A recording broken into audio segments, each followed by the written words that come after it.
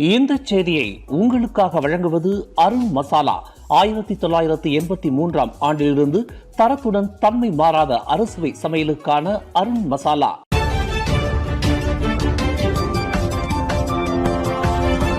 வணக்கம். திசைகளின் ஒரு மணி செய்திகள். விசாக தினம் கருணை, நல்லிணக்கம், அமைதி போன்ற உலகளாவிய விழுமியங்களை உயர்த்துவதன் முக்கியத்துவத்தை நினைவூட்டுகிறது.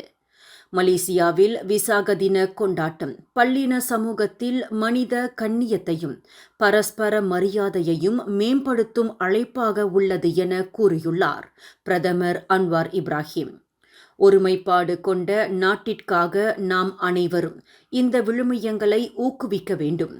அதே நேரத்தில் நமது மரபுகளையும் கலாச்சாரத்தையும் பாதுகாக்க வேண்டும் என விசாக தின வாழ்த்து செய்தியில் பிரதமர் குறிப்பிட்டார். தலோக் இன்தான் ஜலான் பண்டாரில் உள்ள நகரத்தாரின் ஸ்ரீ தண்டாய் தபானி ஆலயத்தில் இன்று வெகு விமரிசையாக கொண்டாடப்பட்டு வரும் சித்ரா பௌர்ணமி திருவிழா பக்தர்களுடன் இரண்டர கலந்த பன்முகத்தன்மை கலாச்சார விழாவாகும் என்று தலோக் இன்தான் நாடாளுமன்ற உறுப்பினர் ngா கார்மிங் மற்றும் பசேர் பெடாமார் சட்டமன்ற உறுப்பினர் வு காலியோங் வர்ணித்தனர்.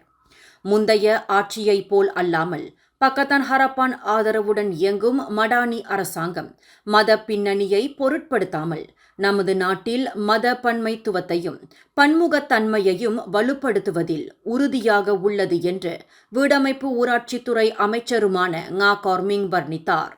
மடானி அரசாங்கத்தின் கீழ் அனைத்து அரசாங்க உறுப்பினர்களும் குறுகிய மற்றும் தீவிர செயல்பாட்டை எதிர்த்து போராடுவதற்கு அர்ப்பணிப்புடன் உள்ளனர். மேலும் நீண்ட காலமாக ஒற்றுமையாக வாழ்ந்து வரும் நமது தாய் நாட்டை துவம்சமாக்க முயற்சிக்கும் பெரிகத்தான் நேஷனலுக்கு ஒருபோதும் இடம் அளிக்கக்கூடாது என்று ngா கார்மிங்கும் வு காலியோங்கும் கேட்டுக்கொண்டனர். பேரா மாநிலத்தை வழிநடத்தி வரும் ஒற்றுமை அரசாங்கம் அதன் மாநில கொள்கையின் மூலம் பன்முகத்தன்மையை நிலைநிறுத்தி வருகிறது.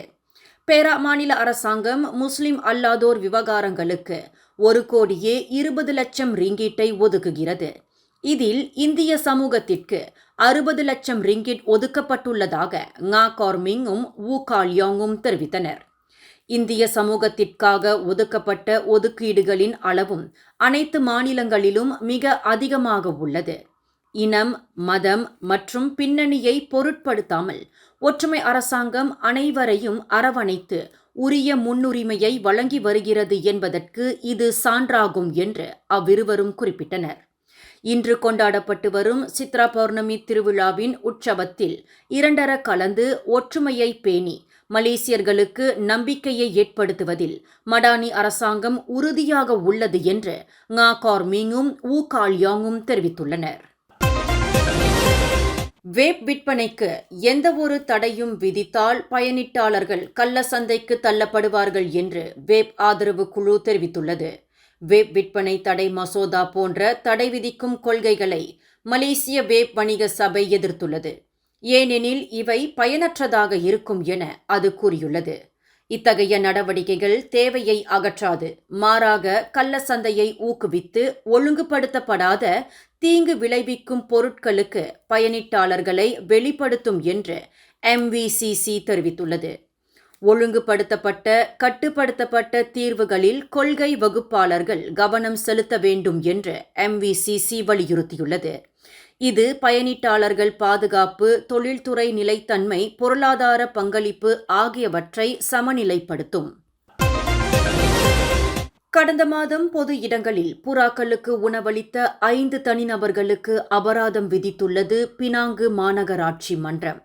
சாலைகள், வடிகால்கள், கட்டடங்கள் சட்டம் 1974 பிரிவு 47(1) கீழ் இந்த நடவடிக்கை எடுக்கப்பட்டது.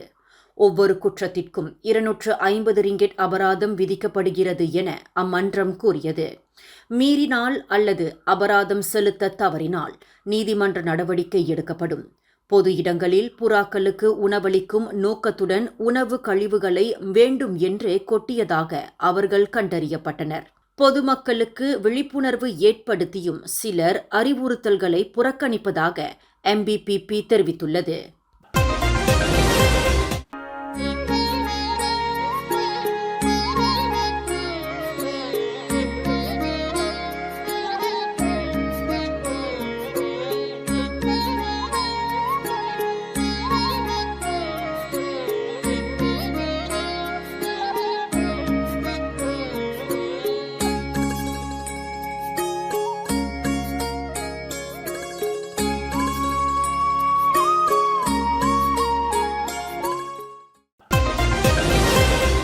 சரம்பானில் பள்ளியின் பெற்றோர் ஆசிரியர் சங்க கூட்டத்தில் கலந்து கொள்ள வேண்டியிருந்ததால் மணப்பெண் ஒருவர் திருமணத்திற்கு வர முடியவில்லை என்ற குற்றச்சாட்டு குறித்து நெகிரிசம்பிலான் மாநில கல்வித்துறைக்கு எந்த தகவலும் கிடைக்கவில்லை. இந்த சம்பவம் குறித்து எந்த புகாரும் தங்களுக்கு வரவில்லை என்று மாநில கல்வித்துறை இயக்குநர் காலிடா ஓமார் தெரிவித்தார். இந்த செய்தி உண்மையா இல்லையா என்பதை மாநில கல்வித்துறையால் இன்னும் உறுதிப்படுத்த முடியவில்லை என்றும் இது தொடர்பாக மேலும் தகவல்களை சேகரித்து வருவதாகவும் அவர் கூறினார். இன்று காலை வரை எந்த தரப்பிலிருந்தும் எந்த அறிக்கையும் அல்லது புகாரும் வரவில்லை என்றும் அவர் குறிப்பிட்டார். ஜொஹோர் பாருவை சேர்ந்த பணி ஓய்வு பெற்ற ஒருவர் இணையதள முதலீட்டு மோசடியில் சிக்கி 4,59,000 ரிங்கிட்டை இழந்தார். அடையாளம் தெரியாத எண்ணிலிருந்து வாட்ஸ்அப் மூலம் வந்த முதலீட்டு வாய்ப்பை நம்பி அவர் கடந்த ஜனவரி 10 முதல் ஏப்ரல் 17 வரை 10 வெவ்வேறு வங்கிக் கணக்குகளுக்கு அத்தொகையை மாற்றியுள்ளதாக ஜொஹோர் பாரு ஸ்லாத்தான் மாவட்ட காவல்துறை தலைவர் ரவுப் ஸ்லாமாட் தெரிவித்தார். முதலில் 18,360 ரிங்கிட் லாபம் கிடைத்ததால் மேலும் முதலீடு செய்ய தூண்டப்பட்டார். பின்னர் லாபத்தை எடுக்க செயலாக்க கட்டணம் செலுத்தும்படி கேட்கப்பட்டார். ஆனால் வாக்குறுதியளிக்கப்பட்ட வருமானம் கிடைக்கவில்லை. பீட்டர் கிளாமோஸ்கி தலைமையிலான ஹரிமாமலாயா காட்பந்து அணி எதிர்வரும் மே 29 செராஸ் காட்பந்து மைதானத்தில் உலக தரைவரிசையில் 72வது இடத்தில் உள்ள கேப் வெர்டே அணியை எதிர்கொள்ளும் என்று மலேசிய காட்பந்து சங்கம் FAM உறுதிப்படுத்தியுள்ளது. மேலும் இவ்விரு அணிகளும் வரும் ஜூன் 3 அன்று புக்கெட் ஜாலில் தேசிய மைதானத்தில் ரசிகர்கள் இல்லாமல் நடைபெறும் பயிற்சி ஆட்டத்தில் 2வது முறையாக சந்திக்க உள்ளன.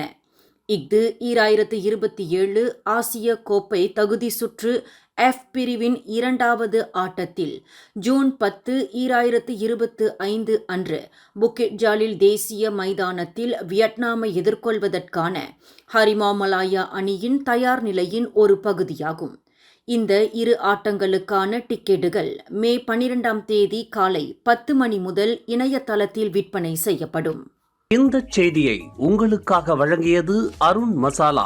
1983 ஆண்டிலிருந்து தரத்துடன் தன்மை மாறாத அறுசுவை சமையலுக்கு அருண் மசாலா. மேலும் செய்திகளை தெரிந்து கொள்ள கீழே இருக்கும் பெல் பட்டனை அழுத்துங்கள். உங்கள் மகிழ்ச்சியை வெளிப்படுத்த லைக் மற்றும் ஷேர் செய்யுங்கள். தொடர்ந்து திசைகளோடு இணைந்திருக்க சப்ஸ்கிரைப் செய்யுங்கள்.